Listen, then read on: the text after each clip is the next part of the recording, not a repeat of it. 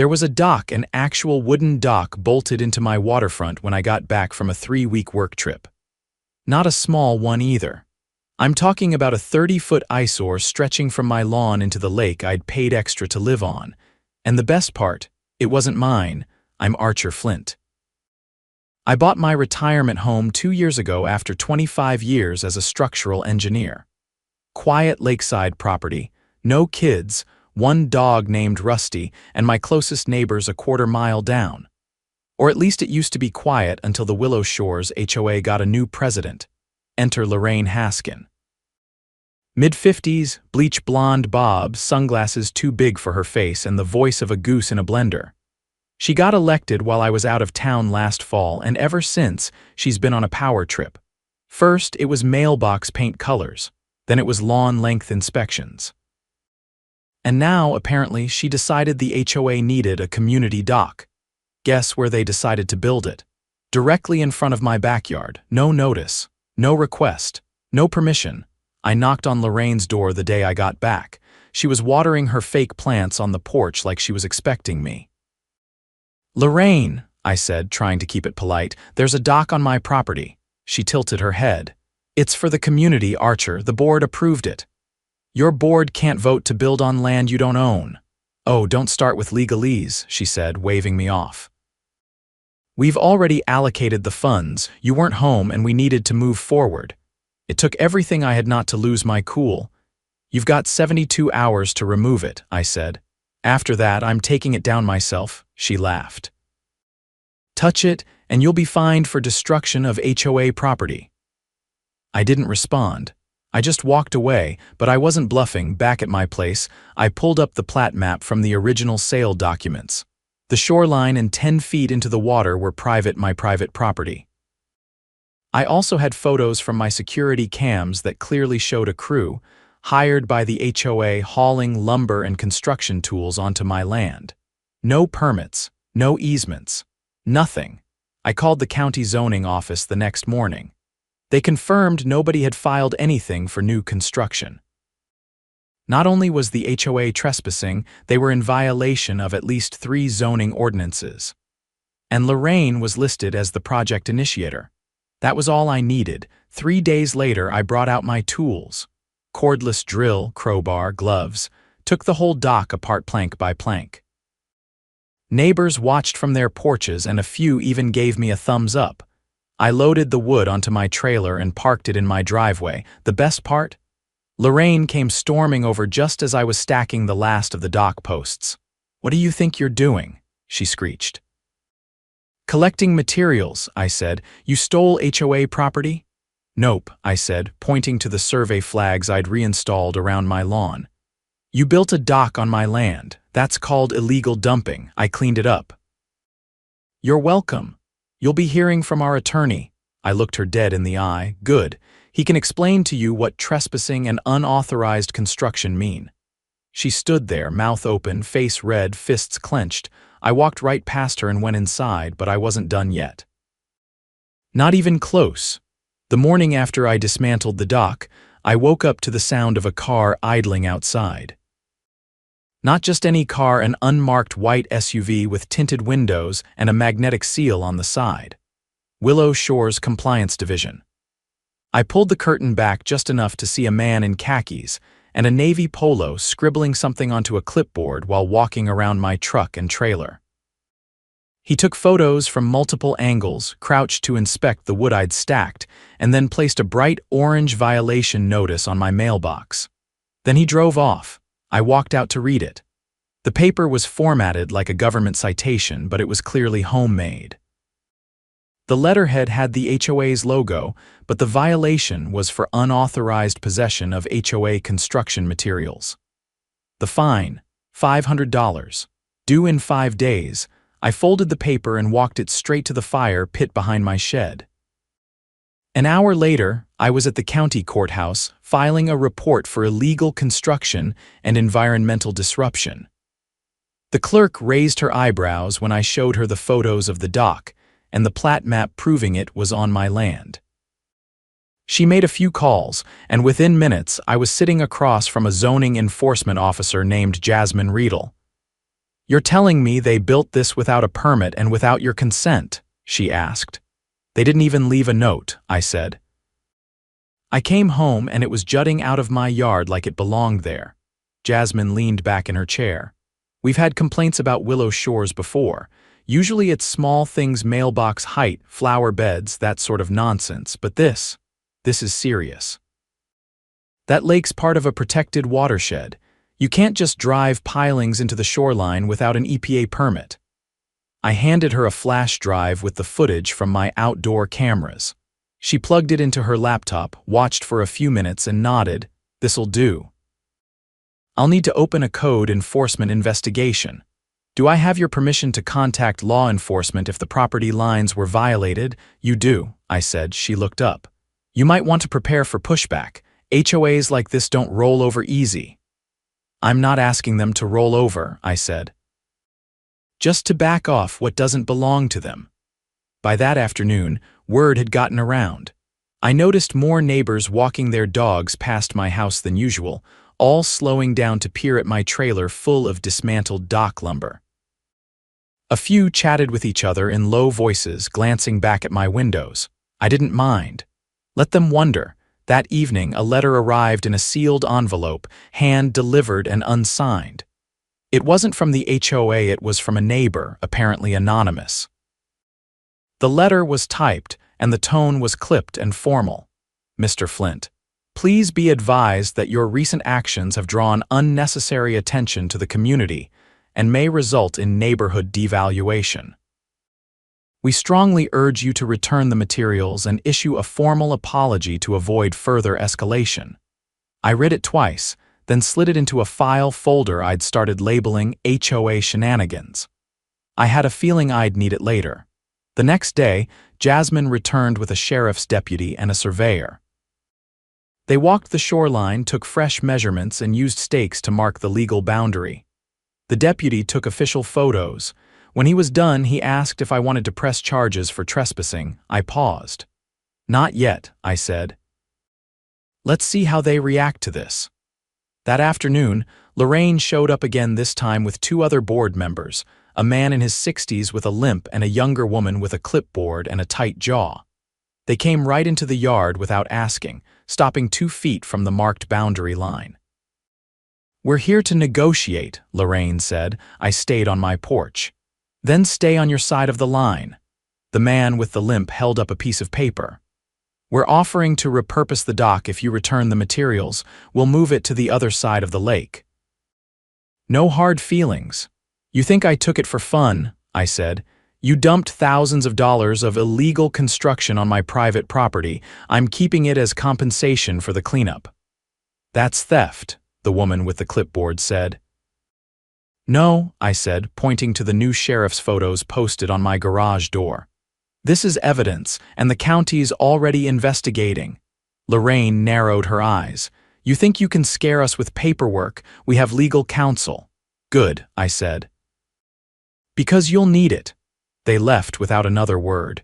That night, I got a call from an unfamiliar number. When I answered, a thin voice said, "Mr. Flint, this is Officer Delgado with the State Environmental Agency. We've received a forwarded complaint regarding illegal shoreline modification at your address. May I ask if you authorized the dock construction?"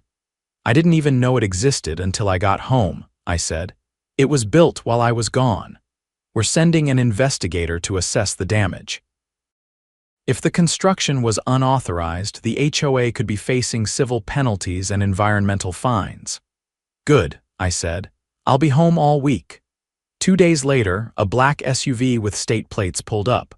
A woman in a windbreaker stepped out and introduced herself as Agent Calloway. She spent over an hour measuring post holes and inspecting the disturbed sediment around the waterline. When she was done, she handed me a contact card. "This is going to get messy," she said. "But you're in the right. That shoreline's protected for a reason. If they used treated lumber or disturbed aquatic vegetation, they're in violation of multiple regulations." "They never asked," I said. "They just assumed they could take whatever space they wanted." "That's not how it works," she said. "Not anymore." On the third day, Lorraine escalated. A tow truck rolled up at dawn and tried to hook up to my trailer. I stepped outside just in time and shouted at the driver before he could latch the chain. "You got a removal order?" I asked. The guy looked confused. "I was told this was illegally dumped equipment." HOA said it was theirs. I pointed at the orange survey flags. "That's private property. You touch that trailer, I file for theft and trespass." He hesitated, made a call, then quietly backed off and drove away. I followed up that afternoon by filing a police report against the HOA for attempted theft. I attached the footage from my doorbell camera showing the driver rolling in and reaching for the hitch. Later that week, I got a visit from a man in a gray suit with a leather briefcase. Said he was representing the HOA's legal counsel. His tone was polite but firm.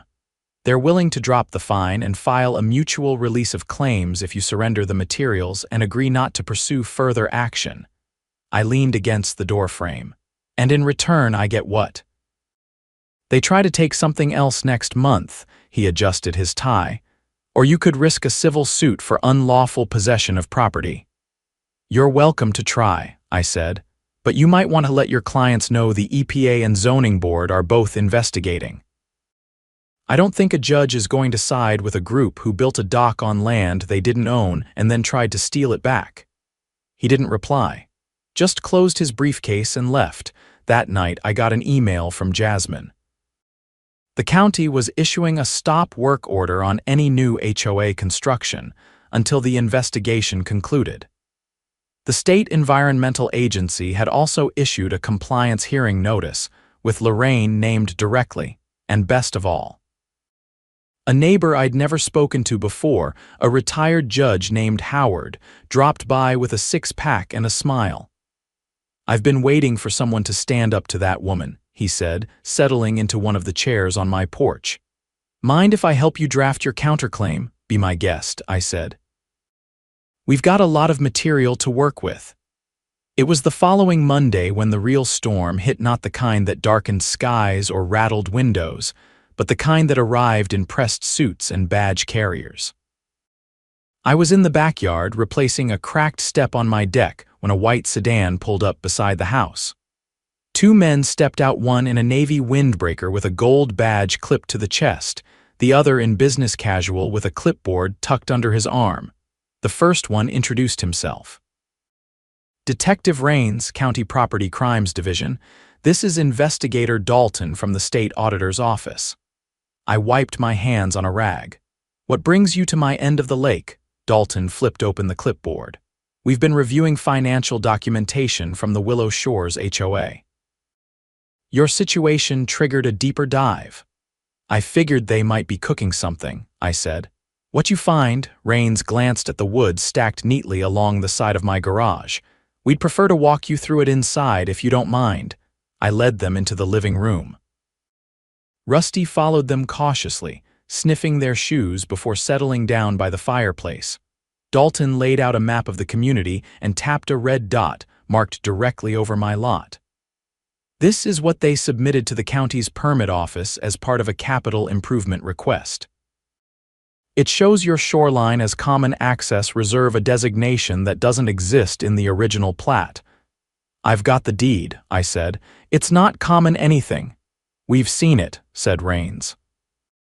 "The problem is, they attached this fabricated map to a funding request that unlocked nearly $30,000 in reserve funds.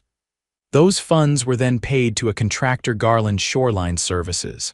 I raised an eyebrow. "Never heard of them." Dalton pulled out a printout. "They're real. But here's where it gets interesting. The payment never hit Garland's business account. It was rerouted through a shell company registered last year to someone named, wait for it, Maxine Haskin." I frowned. "Lorraine's sister." "Correct," Rains said. "The contractor who actually did the work wasn't licensed.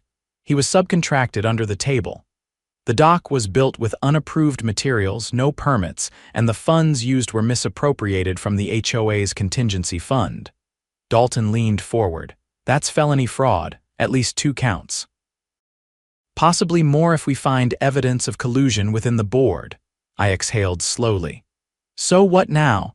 We're pursuing a warrant for HOA financial records, Raines said, but we need your cooperation. Would you be willing to provide a formal statement about the dock, the property line, and your interactions with the board? You'll have it by tonight, I said. They left with copies of my security footage, the plat map, and digital files of all correspondence from the HOA. Less than 2 hours later, I got a text from Howard, the retired judge. He didn't waste words. Turn on Channel 5. The evening news was already halfway through the segment when I clicked over. The anchor was standing in front of the Willow Shores community sign, microphone in hand, with a headline scrolling beneath her. Local HOA under state investigation for financial misconduct. They showed drone footage of the lake, zooming in on my freshly marked shoreline. Then they cut to footage of Lorraine being approached outside her house by a reporter. She refused to comment, slamming the door in the reporter's face as a man in a tie tried to block the camera with his hand. The anchor turned to the camera. Sources say the president of the HOA is being investigated in connection with falsified documents and misuse of homeowner funds. The state auditor's office confirmed that a criminal inquiry is underway. The phone didn't stop ringing that night. A few neighbors called to apologize for staying silent. One older couple, the Murrays, brought over a pie and said they were done sitting on their hands. I thanked them and added their names to a growing list of residents who were finally fed up. By Wednesday, the HOA office, really just a rented trailer near the front gate, was shuttered. A sign taped to the door read, "Closed until further notice." But the real revelation came that Friday when I received a manila envelope by certified mail. Inside was a packet of documents, unsigned but clearly leaked. It contained internal emails between Lorraine and 2 board members.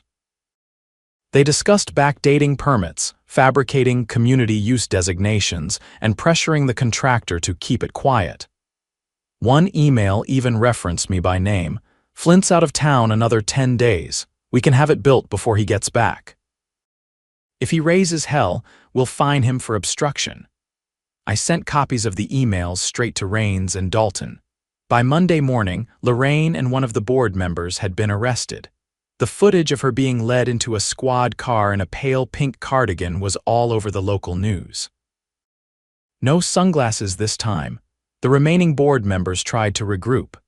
They called for an emergency community meeting at the clubhouse, first time in years they'd used it for anything other than potlucks.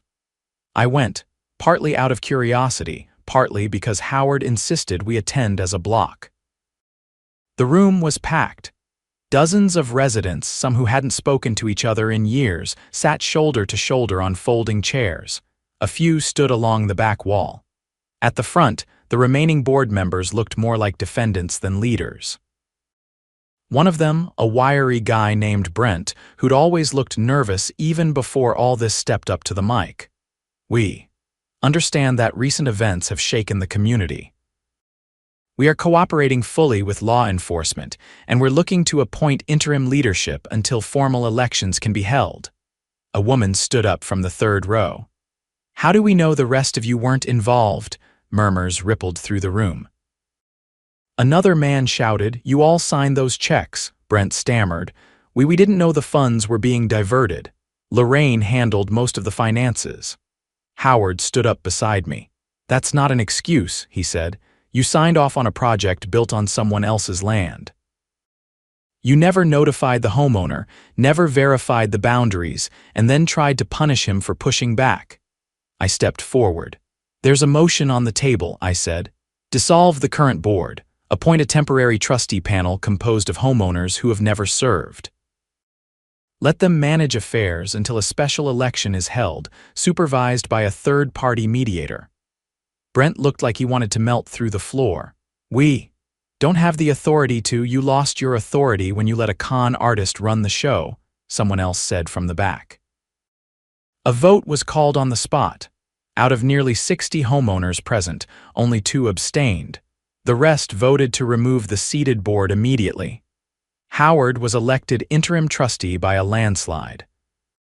I was named oversight coordinator, mostly because people figured I already had the receipts and they weren't wrong. Over the next week, we launched a full audit of HOA finances. What we found would have made a banker faint. Gym equipment that never existed, landscaping contracts billed twice. A playground renovation that was paid for but never done. Over $70,000 had vanished in less than 18 months. Every missing dollar was documented and turned over to the auditor's office. Refunds were negotiated. The state froze the HOA's account and appointed a special financial monitor. New bylaws were drafted, ones that required full transparency for all projects, mandatory homeowner votes for any capital expenditures, and a rotating review council. The dock materials. I donated them to a local veterans fishing program. They built a floating dock on public land, fully permitted, with a plaque that read, "Donated by the residents of Willow Shores, built with reclaimed dignity." It was poetic. A month later, I stood on my clean shoreline and watched the sun rise over the lake. No dock, no nonsense, just Rusty beside me, tail thumping. For the first time in a long time, it felt like my home again. Not just because I defended it, but because the neighborhood finally stood up too. Howard knocked on my door just past sunrise, holding a folded newspaper and 2 coffees. "Back page," he said, handing it to me. The headline read, "DA considers further charges in Willow Shores HOA scandal." Beneath it was a photo not of Lorraine this time, but of a man I hadn't seen before. According to the caption, it was Clyde Fenshaw, the HOA's former treasurer. "Turns out he was in deeper than anyone thought," Howard said, stepping inside. The auditor traced more than half the misused funds to a private account tied to him. "They froze it yesterday." I read the article while Rusty circled Howard's legs, tail wagging. According to the report, Fenshaw had been quietly funneling reserve funds into a brokerage account under a false name. Lorraine's scheme with the dock had just been the tip of a rotting iceberg. "And the best part," Howard said, dropping into the chair by the window, "he's been trying to claim he was just moving the money temporarily to diversify HOA assets." I laughed once, sharp and low. "How's that holding up?" He made the mistake of saying it during a deposition. "The DA's office is reviewing it as evidence of intent. They're building a criminal conspiracy case now, wire fraud, falsification of public records, and something about misuse of fiduciary authority." It was surreal watching the dominoes fall. What had started with 30 feet of stolen lakefront had unraveled into a full-blown financial scandal. The neighborhood was still reeling, but the energy had shifted. Later that week, the newly formed Oversight Committee held its first open review session in the clubhouse. I stood at the front with 2 other volunteers, a fire marshal named Dina and a high school principal named Lewis. The room was packed again, but this time the atmosphere was focused, not angry. Lewis tapped the projector remote and brought up a spreadsheet. "We've recovered just over $23,000 in misappropriated funds. Another $19,000 is pending seizure from Fenshaw's account. Legal proceedings are underway to reclaim that as restitution." A woman near the back raised her hand. "Are we going to press charges as a community?" Dina nodded. "The county prosecutor is already pursuing criminal charges, but we're also filing a civil suit on behalf of all affected residents. That includes damages for unauthorized expenditures, fraudulent billing, and deceptive governance." A man in a blue windbreaker stood up. "What about the dues increase they pushed through last year?" "They claimed it was to repair the irrigation system, but nothing ever got fixed." I pulled up a photo from the audit. A check made out to Green Horizon Landscaping, a business that, according to the Secretary of State, had been dissolved 5 years ago. "That was a front," I said. "The funds were rerouted through a dummy vendor. We're including that in the fraud claims." Another resident, a soft-spoken woman named Carla, looked genuinely shaken.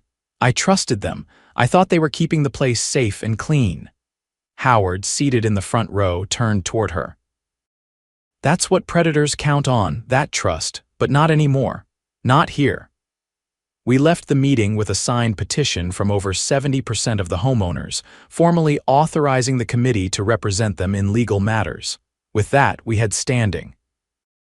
The next day, I met with the county prosecutor, a sharp woman named Elise Guerra. Her office was already knee-deep in the case, but she made time to walk me through what came next.